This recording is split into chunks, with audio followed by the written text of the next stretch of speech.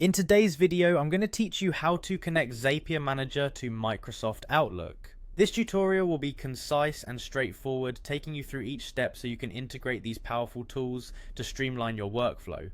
To begin with, navigate to Zapier's website.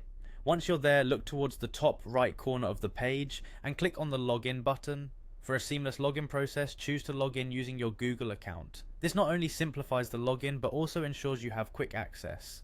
Once you've logged in, you'll find yourself on the Zapier homepage.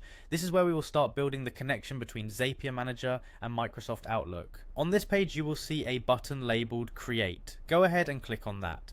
This allows you to start the process of setting up a new automation task, also known as a Zap in Zapier terminology.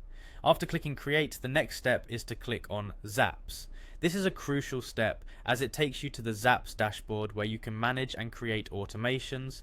Here you will select the option labeled Trigger. A trigger is an event that starts your Zap.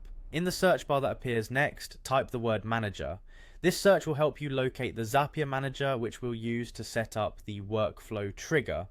After typing, click to select Manager from the drop-down. Next, you need to choose an event. This could be anything that occurs in your apps as prompted by Zapier. For this video, I'll guide you to choose New Zap Error.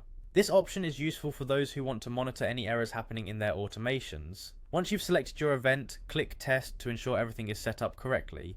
This is a crucial step because it verifies that your trigger is functioning as expected. Now it's time to add an action. This is what happens when the trigger occurs. Click on Action and in the search field type Microsoft Outlook. Select it when it appears in the options. We're now connecting it so that when the trigger happens, an action is performed within Outlook. In the same way as before, choose an event from Microsoft Outlook, for instance, to send email. This decision will complete the workflow for this integration. Then click Sign In to connect your Microsoft Outlook account to Zapier.